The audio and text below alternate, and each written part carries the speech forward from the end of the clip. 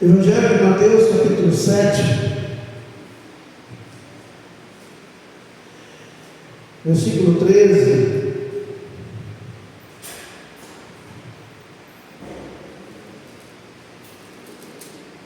Mateus capítulo 7, versículo 13, lemos assim, vamos ficar em pé, Mateus 7, versículo 13, entrai pela porta estreita, porque larga é a porta, e espaçoso o caminho que conduz à perdição, e são muitos os que entram por ela, porque estreita é a porta, e apertado o caminho que conduz à vida, e poucos há que a encontrem. Senhor nosso Deus, venha falar conosco, venha nos orientar de acordo com a tua santa palavra. Abre o entendimento do teu povo para compreender a tua palavra em nome de Jesus. Sentai-vos, irmãos. Eu tenho certeza que você já leu e já ouviu muito sobre esse texto. Por quê, irmãos?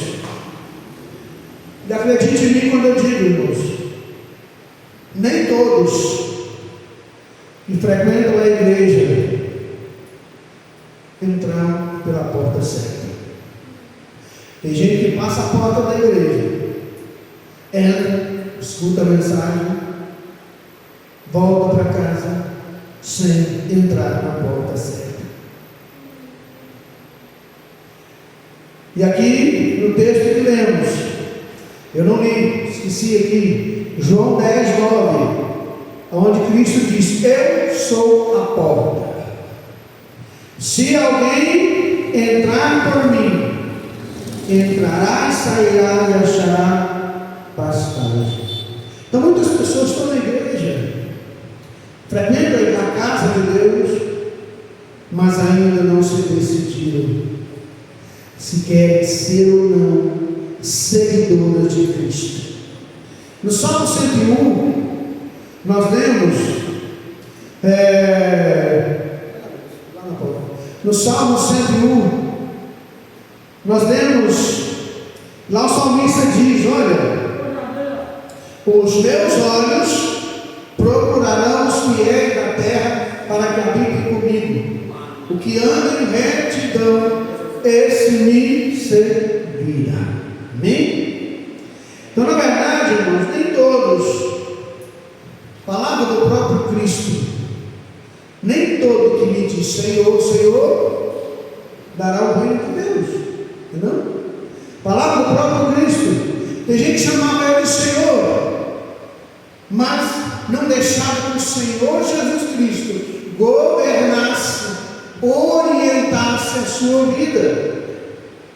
Muitos irmãos são até membros da igreja, não apenas frequentam a igreja, que aqueles que congregam, frequentam, entram e saem, gostam de estar na igreja, gostam do louvor, gostam de estar no meio do povo de Deus, mas não se decidiram se entrar pela porta estreita. Mas também, irmãos, tem aqueles que ainda são membros da igreja, mas não vivem o que a igreja ensina. Amém? Precisamos de comprometimento com o Evangelho. Amém, irmãos? Assim? Precisamos de comprometimento com o Evangelho. O Evangelho, irmãos, de Mateus, que nós lemos em Mateus 7, Cristo deixou bem claro que há dois caminhos: a porta larga e a estreita. Indubitavelmente, numa delas você está. Pastor, eu sirvo a Deus, eu oro todo dia, eu falo com Deus todo dia, eu leio a Bíblia todo dia, e eu te pergunto, e daí?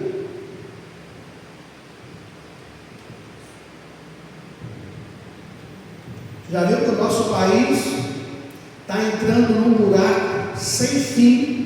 porque os ministros do STF, que juraram guardar a Constituição Federal, estão desrespeitando a Constituição Federal. Eles sabem o que é certo, mas decidiram interpretar da maneira errada. A Bíblia não é para ser interpretada, é para ser obedecida. Quando o Senhor fala, obrigação do servo é baixar a cabeça e obedecer. Amém? Então a porta larga. Como saber se alguém, mesmo estando na igreja, está na porta larga? Ele acha que está entrando na porta estreita. Por quê? Ele frequenta a igreja, ele faz tudo que o outro faz. Só tem uma maneira de saber, pelo seu comportamento. A porta larga, que ela oferece? A jornada para todos os prazeres, deleites, todas as libertinagens, tudo aquilo que agrada a nossa carne. São a porta que oferece as ilusões da nossa vida, aquilo que a gente gosta. Irmãos, o pecado agrada ao Senhor. São pessoas apegadas aos prazeres, que ele não quer abrir mão dos seus prazeres para obedecer a palavra de Deus. Ele não quer deixar, quando eu digo prazer, alguns determinados privilégios. Falei com a minha esposa, que tem determinadas pessoas que a gente vê na igreja, ele é uma pessoa, seria no mercado, seria em outro lugar, ele é outro. Por que, pastor? Porque quando ele vem para a igreja, ele veste a capa da ovelha. Quando ele sai da igreja, chega em casa, ele tira a capa da ovelha e se torna o que ele realmente é. São pessoas que desprezam a palavra de Deus. Fala, quando o Espírito fala através da igreja, quando o Espírito fala, quando Deus está corrigindo, ele fala, não, isso não é para mim, isso é para o outro. Não, o pastor falou porque me conhece. E eu aprendi uma coisa, quando a carapuça serve, eu amarro ela e seguro e vou mudar de vida. São pessoas que dizem viver sob suas regras. Já viu aquele negócio assim? Meu corpo, minhas regras? Essa semana, eu coloquei lá no grupo da igreja, você que faz parte do grupo, entra lá, tem um vídeo que eu coloquei, vou até falar o nome do pesquisador, Thiago La Rocha. Ele é brasileiro, é pesquisador, médico, e tem algumas especialidades. E lá ele vai falar sobre tatuagem. E lá ele vai explicar os princípios que norteiam a tatuagem. Não é da maneira religiosa. Ele não fala isso é maligno, não é, nada disso. Ele vai mostrar de acordo com a ciência. Que tanto mais prejudica o seu sistema imunológico, que é um dos fatores que tem mais causado câncer de linfoma no mundo. Linfoma no mundo. Linfoma é uma espécie de câncer. Então você entra lá e assista, é bem interessante. Ele vai mostrar a fonte de onde veio que ele está falando, né? Então são pessoas que não querem abrir mão dos seus prazeres, não querem abrir mão. Ah, pastor, mas eu era lá do mundo, eu vejo cheio de tatuagem, não tem importância. Ele até fala lá no vídeo, vou adiantar o que ele falou assim: olha, se você começou a fazer uma tatuagem, assista primeiro. Se você tem condição de ir lá e remover a laser, remover com um médico especializado, vai lá e remove, que vai ser melhor para a sua saúde. Não é palavra de um pastor, de um padre, não, irmãos. É um cientista, do médico que estudou e sabe o que está falando. Tem nada a ver com religião. Tá? Então são pessoas que não querem abrir mão dos seus prazeres, querem o meu corpo, minhas regras. Não é não, irmãos. Eu sirvo a Deus. Eu sou o servo de Deus. Olha, irmão, se eu fosse me apegar na palavra, lá em Eclesiastes capítulo 3, tem um versículo que depois que acaba lá sobre tudo que tem seu tempo determinado, entra com as assunto que fala tudo que Deus fez é perfeito. Não acrescentarás nem tirarás. Isso quer dizer que eu não deveria nem mexer no meu corpo. Deus me fez assim, eu tenho que viver assim. Né? Mas isso é um assunto para outro dia. São pessoas que querem viver sob suas regras. São pessoas que não querem se submeter a Deus e a alguém. Palavra, o que aconteceu comigo, já falei isso aqui. Estava congregando, assistindo os cultos na igreja em Anápolis, onde eu congregava, igreja cristã primitiva. O pastor Antônio estava lá, e meu primo falou: pastor, ó, onde vive aí, não aceitou Jesus ainda não. Acabou o culto, ele foi lá, estava no particular lá, no corredor mesmo. Você quer aceitar Jesus, quer se comprometer com Cristo hoje? Mas assim, meu braço pesava uma tonelada. Eu estava congregando, eu conheço a Bíblia desde 9, 10 anos de idade. Eu não comecei a ler nessa época, mas meu tio me levou para a igreja. Meu tio que era pastor, me levou para a igreja. E eu conhecia Coríntios, hinos. Depois eu comprei a Bíblia, passei a ler no meu trabalho, eu conhecia a Bíblia. Cara. Mesmo assim, ainda deu um trabalho, eu esperei um tempinho. Por quê? Porque se eu digo que Jesus é o meu Senhor, é que não passou mais experiência que esse ano falou. Você até quer Jesus como seu Salvador, mas você não tem que ser o seu Senhor. Você quer que ele te salve, te cure, te abençoe, mas ser o seu Senhor você não tem. Por que muitas pessoas não estão querendo se casar hoje? Casar é abrir mão da sua liberdade. Casamento é abrir mão para se sujeitar a alguém. Pastor, a mulher não, o homem também. Você não vai poder, depois que você se casa, fazer o que você quer. Então, vamos nascer mais experiente aqui, um pouquinho que eu. A gente pode comprar o que quer, do jeito que quer, poder pelo menos falar com a esposa: eu quero fazer isso assim, o que você acha? O correto é tirar uma opinião. Ah, pastor, mas ela é um trabalho. Pois é, mas ela agora você faz parte da sua vida. Você se comprometeu a dividir a vida com ela.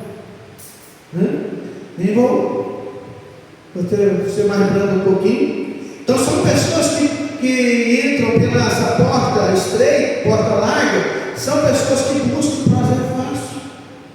O que é buscar um prazer fácil? Focar só nas gratificações imediatas, só naquilo que é um conforto imediato, um conforto imediato. Jesus foi bem claro: quer ser meu discípulo? Tome a sua cruz e me siga. Quer seja fiel até a morte, dar-te a coroa da vida. Em todos os lugares, o Senhor promete que primeiro você precisa provar que você é fiel, provar que você o ama. A salvação é de graça. Efésios 2:8, salvação é misericórdia, Deus, é gratidão. Você não faz nada para ser salvo, mas você se esforça porque você é salvo. Você abandona os erros porque você foi salvo. Então você tem que ter perseverança. São pessoas que seguem a multidão. Quem está na porta larga vai seguir a multidão. Coloquei na semana também no grupo, irmãos. Eu sei que uma grande maioria não assiste, mas você que tem filho deveria assistir. Eu vi uma irmã falando lá, nem sei que igreja ela era, mas eu gostei da mensagem que ela falou, que o Senhor sirva a Deus. E meus filhos não vai fazer parte do cabelo maluco. Eu nem sabia que existia isso, sabe? Negócio de cabelo maluco. Não vai. Meus filhos não participam de cabelo maluco, não participam de Halloween, nem nada disso. Por quê? Eu sirvo a Deus. Ela fala algumas coisas que é bem bacana. Porque nós somos servos de Deus. Meus filhos têm que aprender o que é correto. Sabe por que José foi tão fiel no Egito? Porque tem um pai e mãe que ensinou quem era o seu Deus. Aquele que criou os céus e a terra, que não deveria adorar outro Deus, não deveria prestar culto a outro Deus. Então o seu pai e sua mãe devem ter passado muito princípio para aquele homem, porque aonde ia Deus o abençoava, porque aquele homem foi ensinado. E quem dá educação é pai e mãe. Então não siga a multidão, não. São pessoas que sem compromisso com a fé. Quem está na porta lá tem compromisso com a fé, não. Já reparou que para algumas pessoas o culto vem em último lugar? Não é dor de cabeça, não vou da igreja. Sempre. E for para faltar alguma coisa no dia de culto. São pessoas que não têm compromisso com a sua fé, aparentam ser religiosas, mas é só aparência. A Bíblia diz que o Senhor não quer saber da nossa aparência, do nosso exterior. Ele quer saber o que a Bíblia diz: olha, misericórdia quero, conhecimento de Deus é melhor do que sacrifício de touro. Você não precisa aparentar, você tem que ser. O Senhor sabe que você comete falhas. Se falhou, confessa. 1 João 1,8. O evangelista João se diz: olha, se nós dissermos que não temos pecado, ele coloca na terceira pessoa do plural. Se nós dissermos que não temos pecado, ele não diz nós, mas tem Cristo. Se dissermos quem? Nós. Na terceira pessoa do plural, João se coloca como pecador. Se dissermos que não temos pecado, mentimos, a verdade não está em nós. Verso 9: mas se confessar o nosso pecado, Ele é fiel e justo para nos purificar. Errou? Confessa com o Senhor. Outra coisa, que quem está na porta lá, não é fácil identificar, não há transformação na vida dele. Ele não muda a maneira de falar, de andar, de agir. Ele não muda a maneira como ele anda. Você já viu que o andar da pessoa revela muito? Você vê um rapaz andando na rua, a maneira como que se veste, ou como anda, você sabe. Ele ali tem alguma coisa errada.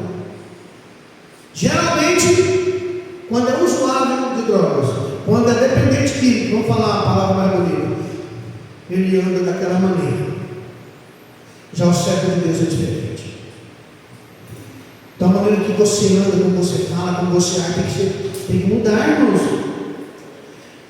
Se não houve mudança de vida, Jesus não entrou no coração, não. Como é que o Espírito Santo entra na vida da pessoa e ainda continua na sujeira? Como é que o Espírito de Deus entra numa pessoa e a pessoa não muda? Mesmo sem querer, depois que eu me casei, eu tive que mudar. Eu estou convivendo com o outro.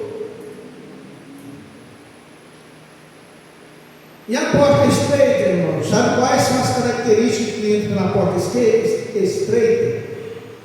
A primeira delas é renúncia. Ela vai renunciar ao pecado, renunciar ao seu comportamento antigo. Ela vai abandonar aquele mundo que ela vivia. Abandonar no sentido de não praticar mais vícios, egoísmo, maneira de falar, de agir. Ele vai largar tudo, porque agora tem um compromisso da renúncia. Quer ser meu discípulo? Negue-se a si mesmo. Mateus 16. Isso é renúncia. Renúncia própria. Outra característica é o compromisso com a santidade.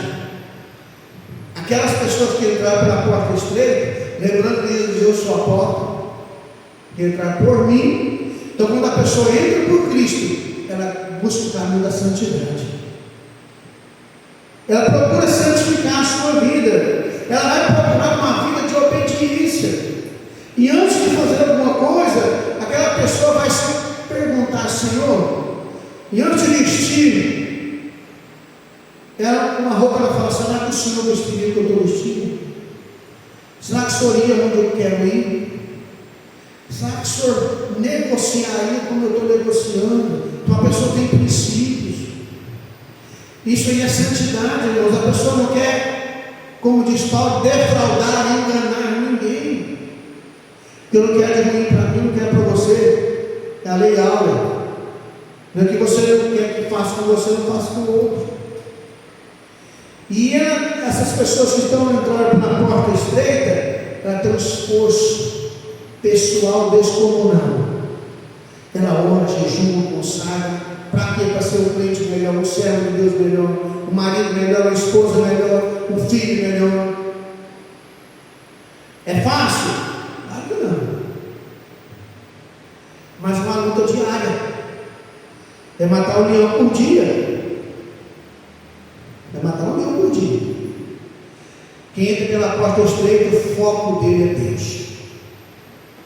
Não coloca o coração nos prazeres terrenos. Não. O coração dele está nas coisas celestiais. Sabe o que falaram para Paulo? Paulo não só querer te matar. Para mim viver é Cristo, morrer é lucro. O homem não tinha jeito. Paulo foi ele quem disse: posso todas as coisas naquele que me fortalece. Mas mesmo também diz em Romanos 8: sabemos que todas as coisas contribuem para o bem daqueles que amam a Deus, daqueles que são chamados segundo o seu propósito. Romanos 8, 28. Então, quando você ama a Deus, tudo que você passa, Deus converte em bênção para você. Porque você está dizendo: eu amo o Senhor, que eu estou passando, Deus vai me fortalecer. Como diz aquele velho frase: que não me mata, me fortalece. E eu preciso também, irmãos, de saber que quem entrou pela porta estreita, ele entrou pelo caminho da santidade, pelo caminho da renúncia, foco, mas também da humildade. O que tem de crente por aí, dizem servir a Deus, sem humildade, não dá. O que é humildade? Saber que eu dependo de alguém, eu dependo de Deus. Eu preciso saber que eu dependo do Senhor. E esse, no sentido da humildade, eu preciso saber que eu estou num processo de santificação, porque um dia eu vou estar com Ele face a face. Então eu preciso me aprofundar na humildade, eu preciso ser mais perseverante. O que é perseverança, irmãos? Perseverança é o caminho do sucesso. O servo de Deus não desiste. O servo de Deus até pode achar que está difícil, mas eu não vou desistir. Eu não vou lutar como nós lutamos no começo. Eu não vou desistir. Muitos tentaram, mas não conseguiram. Mas eu não vou ser assim. Eu não vou desistir, não. Eu não vou desistir jamais. Por quê? Porque eu preciso saber que no final eu quero ouvir: benditos, entra no gozo do teu Senhor. Eu quero ouvir. Porque tive fome e deste comer, tive sede e deste beber. É maravilhoso. A porta, irmãos, é Jesus. Ele não, o caminho é estreito, não é? A porta, se a porta é Jesus, passar por ela tem que aceitar Jesus como seu Senhor. Ele não diz em Mateus 7: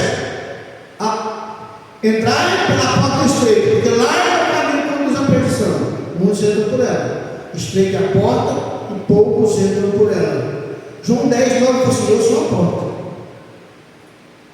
Como é que eu vou entrar por Jesus se Ele é a porta, passar por essa porta para entrar no caminho estreito, se eu não aceitei Ele como meu Senhor? Não tem jeito. Somente aqueles que receberam o seu nome. Apocalipse 14, versículo 1 fala que aqueles receberam o nome do Senhor nas suas frontes. Você precisa receber o nome de Jesus na sua vida, ser batizado nas águas em nome de Jesus, invocar o nome do Senhor sobre si.